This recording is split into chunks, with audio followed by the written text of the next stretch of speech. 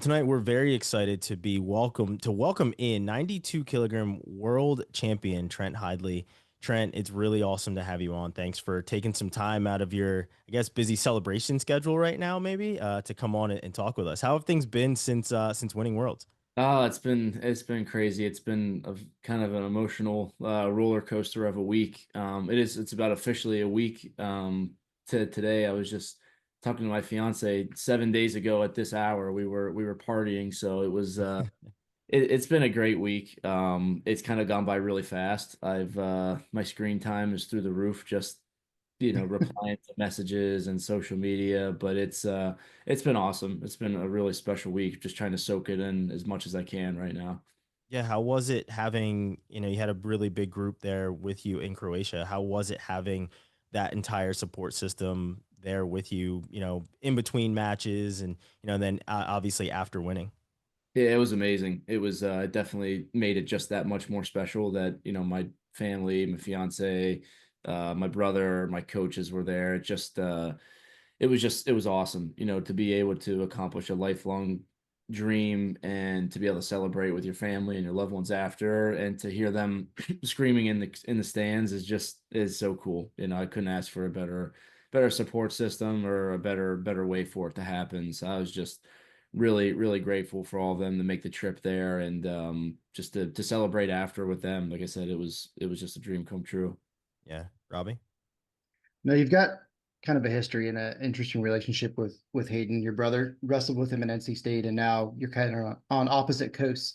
But I guess how much did it mean to have him there, and did he help you out at all while you were there, either physically or just with support? Yeah. Oh no, I mean it means a lot. I mean, I think in my career, nobody's had a bigger impact on me than Hayden has. Just from being able to learn so much from him growing up and then to train with him in high school, to be on the same team in college, just from a wrestling perspective, I've obviously learned a lot, but just life in general. And with him being at Stanford now, obviously we don't see each other as much as we used to, but we talk every day. It's very much a joint effort. And it was just awesome having him there because to win a world title was something that we've wanted to do since as long as I can remember. And I think everybody says that, but like, that was a goal that we set out to do. And to finally, get a position to do that and to have him there, it's like, we were able to do it. And it was just awesome. And I think, just my whole family in general, it was a family effort. It was always a family effort from the beginning. They sacrificed a lot for me to get the opportunity to chase my dreams and to do this even at the senior level. So it's a Hidlay world title. It's a Hidlay family world title, and I think that's something that it's really cool. Austin? Because honestly, one of the things that made me happiest seeing you win was seeing how happy your mom and dad were, and just kind of seeing, she sent some behind the scene pics of you guys, and it was great to see them getting to celebrate right next to you.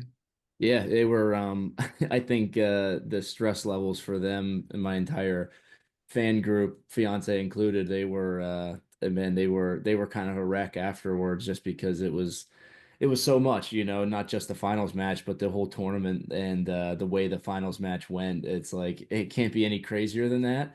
And it just so happened I was probably the most calm one in the arena. Like when you're wrestling, you don't really even have time to think about how crazy it is. And then whenever it was finally over and you rewatch it, it's like, did that just happen? Like, did I actually do that? So I know I put them through a lot that weekend. Go Yeah, ahead, I was Austin. gonna get a little more insight from you on, just the culture at NC State. Robbie told an awesome story last week about how Vince Robinson won. You were going nuts, cheering for him. You guys don't really wrestle each other. You guys just kind of have that brotherhood.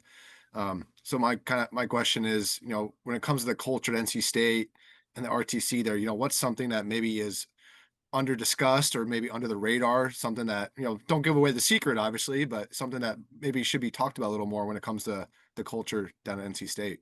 Well, NC State's unique because when you think of traditional blue blood wrestling programs, NC State's not a program that would pop up. And when I was coming out of high school, my brother was at NC State, and I knew I wanted to be with him. But I wanted, the biggest thing for me with NC State was just the mentality of the culture and the way that they were training and the way that Pat's leadership style was. And ultimately the message of like, let's create some history here. Let's have people that want to be here and do something for the first time. And that was just something that was really appealing to me. I wanted to be a part of a program that was trying to make history and do, things that people wouldn't think are possible. And now, honestly, like one of my favorite things about this whole week, after I won the world championship, and I think NC State posted a graphic about, Vince, we're the only school in 20, it was kind of a detailed stat, but like the only school in 2025 to have a national champion and a world title, a world champion train at their school.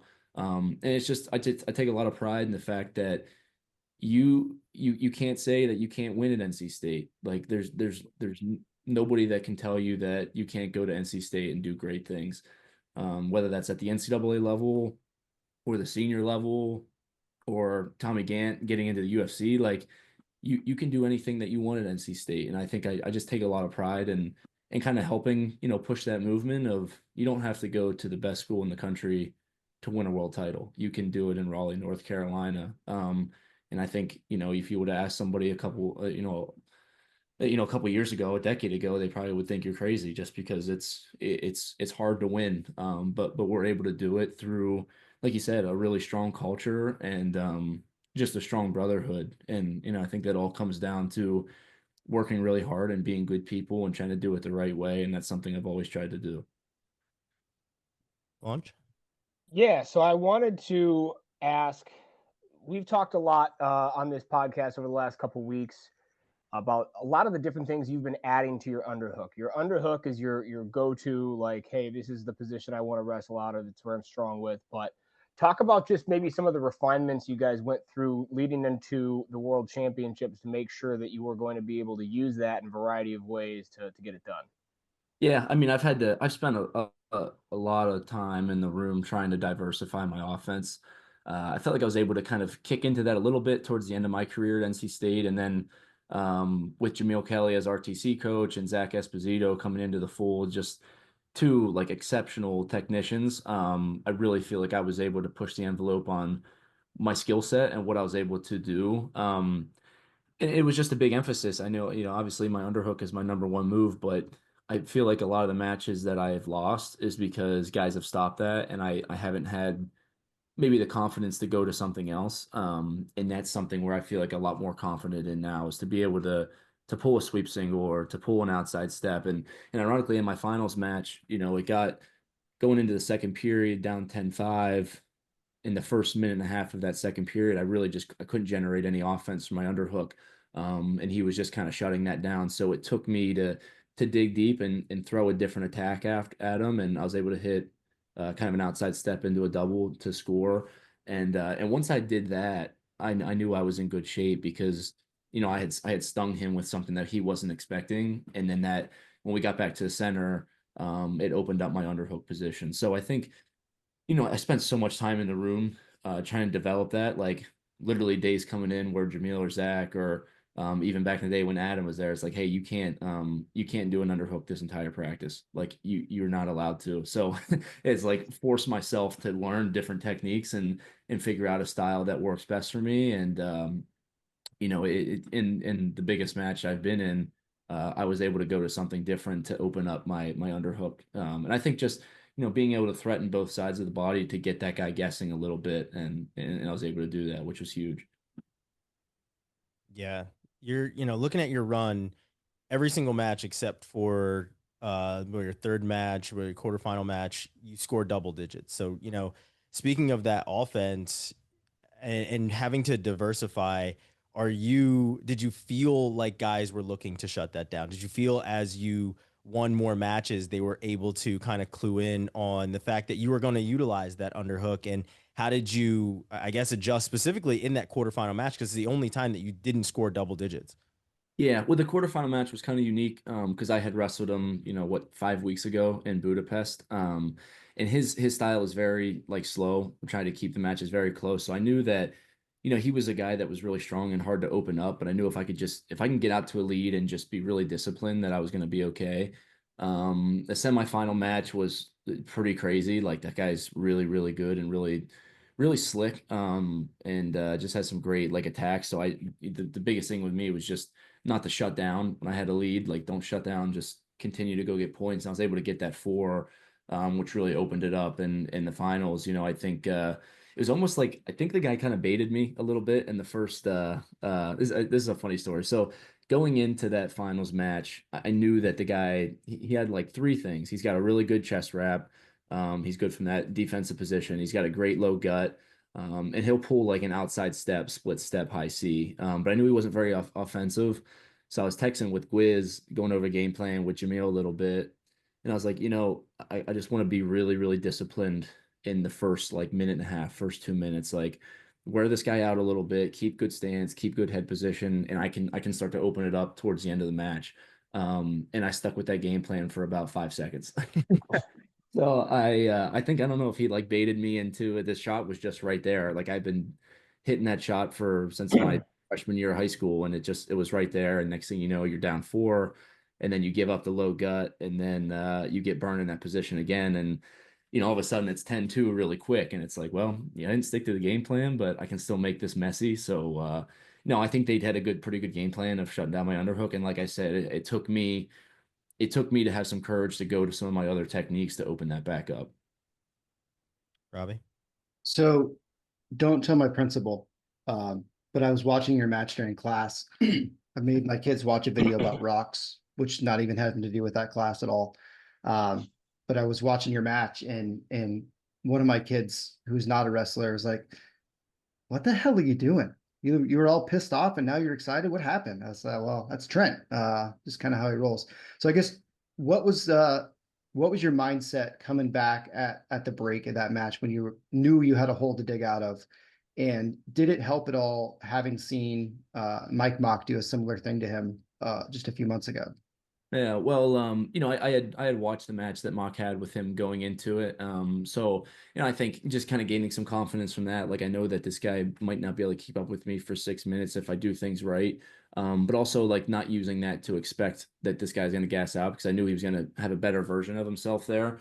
Um, but I was just trying to just try to make sense of it all. Like when when it was 10-2 and I got the 2 and then they challenged, I was pretty nervous there because I was like they could easily give this guy 2 and it'd be the tech. So I even said in my interview, like I said a quick prayer. I was like, man, just give me one more chance. Just give me one more chance and I'll get back at this and figure it out. And I won the challenge. I got the missed challenge. So it was 10-5.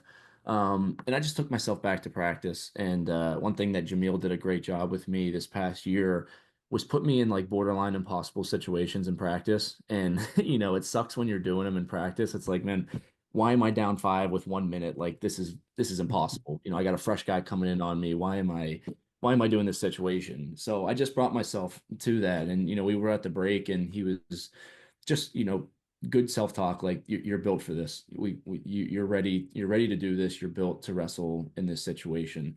So I just kind of made sense of the situation. Like it was no longer a 0-0 match with 6 minutes. All it was a 3-minute go. You're down by 5. Got to win by more than 5 because he's got criteria. So just make it simple. Like you need 3 takedowns. I knew I needed 3 takedowns, or a 4, but I was just focused on getting the first one. And my underhooks weren't really coming, but I was wrestling hard. I was creating a lot of good action. And that's when I was able to get that split step high C, and then it opened up my other stuff. So I think just try to make it simple. Like don't be overwhelmed with the fact that you're down so much, but just bring yourself back to situations that you were in practice. And I said, I train so hard. I take myself to such a painful place almost every day in practice, even probably when I'm not supposed to, but to be prepared for those type of high stress moments, to be prepared to dig deep and score three takedowns in the world final. So I was calm. I felt prepared for it, and I was just ready to let it rip. Yeah. So I know you gotta jump on us here pretty quickly. But I know Claunch has a sandwich question, and Austin has a question too. But I want to jump in. Claunch, get your sandwich question in. I'm sure it's a good one. I'm actually going to pivot from a sandwich question. Um, did you like? Where do you wear the belt? Right? They still give you a world championship belt. Like you could wear that just grocery shopping, bowling, whatever you want to I do. I don't Where's like the exactly weirdest place? I exactly don't know. I'm kind of scared. Yeah, bring that over. I'm kind of scared Yeah, wear it in public. I don't want to like ruin it, but it is pretty sweet. that is.